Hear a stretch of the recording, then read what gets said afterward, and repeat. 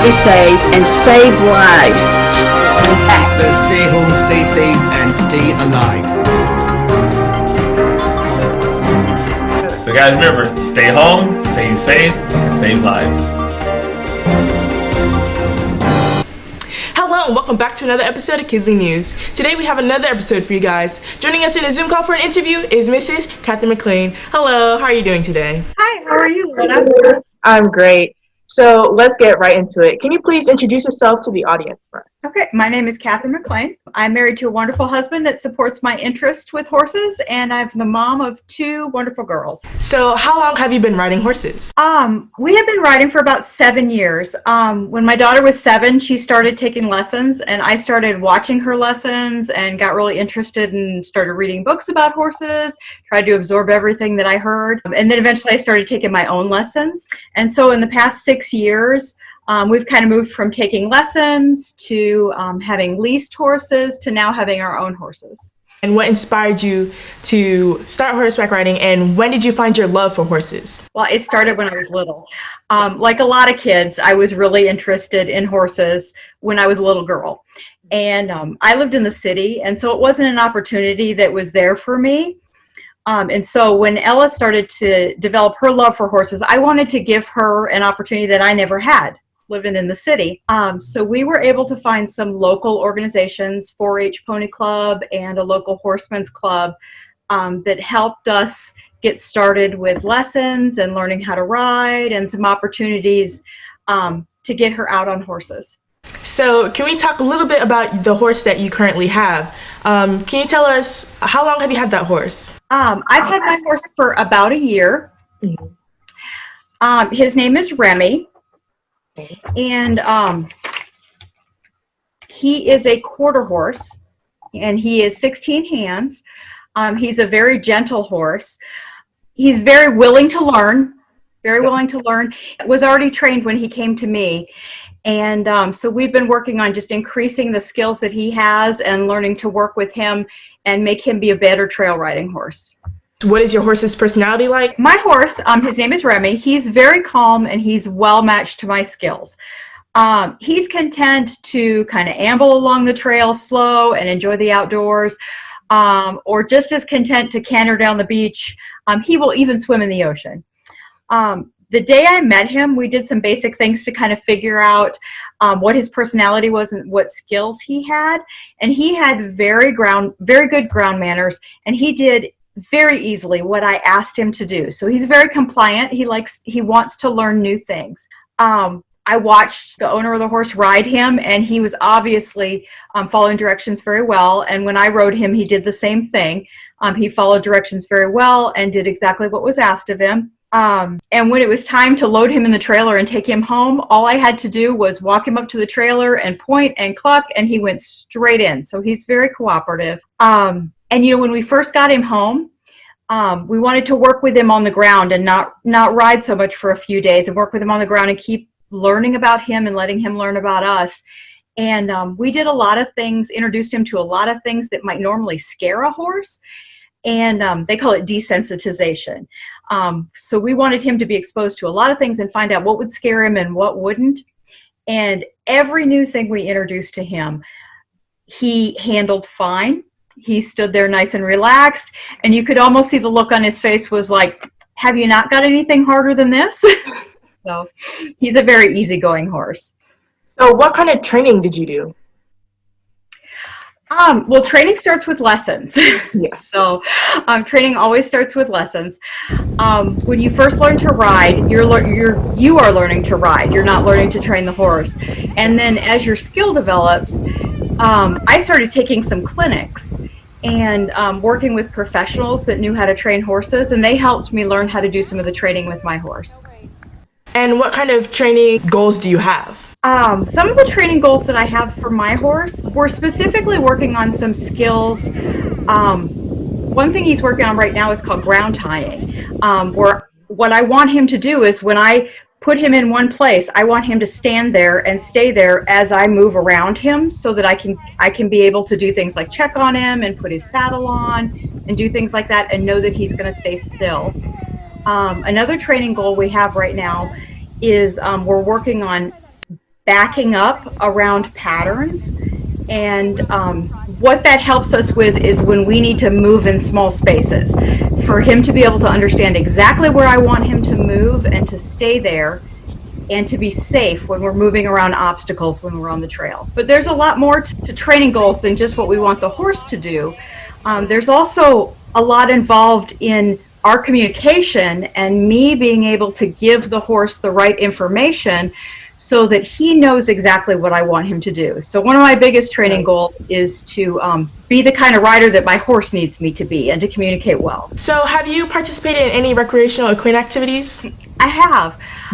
We do a lot of what's called trail riding. So we go to different places around the state and we ride in state parks. We like to ride on the beaches. We like to use the natural obstacles that are in the environment to challenge our horses and to challenge ourselves to be a better team. We do a little bit of jumping, like if a tree falls on the trail. Well, sometimes we like to jump the trees. So how has COVID-19 impacted the activities that you do with your horse? It has had a significant impact on us. I'm very lucky. The barn where we board our horses is what's called a self-care barn. So we provide a lot of the care for our own horses. So we have had permission, even with the restrictions, to travel to and from the barn to be able to take care of the horses. And we have some trail riding areas on the property. So we've been able to continue to ride and to continue to train. But many horse owners live in places where they have full care barns. And in many states, people have not been allowed to travel to see their horses. Their barns have been closed to everyone except for the staff that provides the care. So that's one way that COVID's really impacted us. Another way is that a lot of the places where we ride are closed, or have been closed for quite a while. The state parks in North Carolina closed, and so we weren't able to take our horses to those places. And then some of the places where we trail ride in the mountains, we could still go there and trail ride, but all the campgrounds were closed. So if it's quite a distance to drive, it was too far to drive for just a day trip to ride. So we haven't been able to ride in those more challenging places. So that's really impacted us.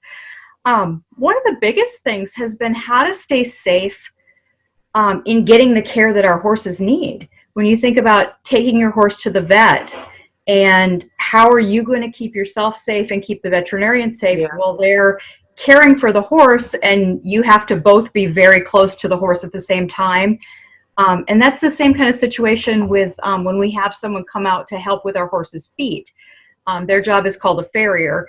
And they come in and help our horses every 6 to 8 weeks, and they have to be very close to us and our horses. And so we've had to be very creative about our precautions to make sure that everybody can stay healthy. So what are some difficulties that come with being a horseback rider or trainer? Cost is one difficulty. Horses are a challenging expense. We have had a lot of wonderful experiences with our horses, and friends and people that we've met and activities that we've done that have to do with horses. Having horses teaches kids great responsibility. But one of the most difficult things for me has been falls and injuries and how to stay safe. And when you ride horses, you have to think about there is going to be a time that you fall. It's not if you fall, it's when you fall. And so that's been one of the most challenging concerns. And speaking of the difficulties, how have you overcome them? We try to overcome those difficulties by practicing as safe a riding as we possibly can. One of the most important things we do is we wear helmets when we ride. So the majority of injuries, severe injuries with horse riders, have to do with head injuries. And so wearing a helmet can keep us much safer in that way. We also stay safe with proper equipment, heavy boots, protective boots, jeans. We don't ride in shorts. We wear gloves when we ride often. So that protective equipment is very important. And then we also practice safe techniques around the animal. It can be very simple as how do you walk around the animal, being careful when you're behind them, the different ways that we tie knots. When we tie a horse on a hitching post, there's knots that are safe and there's knots that are not so safe. And so we want to make sure that we use special techniques to keep the animal safe if they get scared. One of the other big things that I always teach new riders to do is when you hold the rope when you're walking with a horse, we teach people to not wrap that rope around their hands, because if the horse decides to run and pull away, you can get your hand caught in that rope and get hurt pretty badly. So Yeah. So, as a horseback rider, what are some of your favorite memories that you've gained over the years? favorite memories are often about successes, about the times when all the hard work that we put in with the horses pays off. One of the things that we like to do that is always a great memory is we like to go ride on the beach. We like to take the horses to the ocean.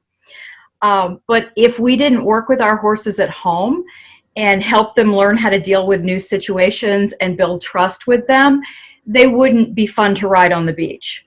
It would be too much of a new experience for them, and they might be afraid. They might react in ways that are not safe. And so all the work that we put in makes it possible for us to have those moments where we run on the beach like you see in the movies, and we create those memorable experiences. So, do you have any advice to any new horseback riders out there? I do. Take it slow. Yeah.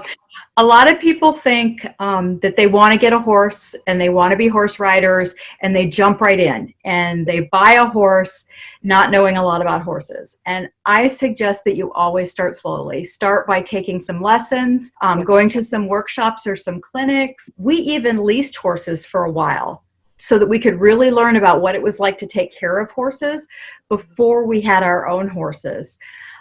So take it slow, learn as much as you can, read every book you can, listen to people about what they think about how they train their horses and work with their horses. And then even now, we boarded a barn instead of having horses at our own house. So we still have support. We're still learning in this process. So, as we're nearing the end of our interview, we always like to have our guests have a chance to send any wishes to loved ones, family, or friends. So, are there any wishes you would like to send? Yeah. I need to say thank you always to my husband. He doesn't ride horses, but he always supports my daughter and myself in everything we need. He is always there to help with, fixing the lights on the trailers or helping us with something when we come back from a long trip and we're very tired. He always calls and says, "Do you want me to come to the barn and help you get unloaded?" And then to my oldest daughter, who she doesn't ride horses either, unfortunately, but she understands. So when we're gone for a long day or a long trip and we're not there for her, she's always understanding. And to my riding friends that I ride with, horse people make the best friends. So my horse friends, you rock.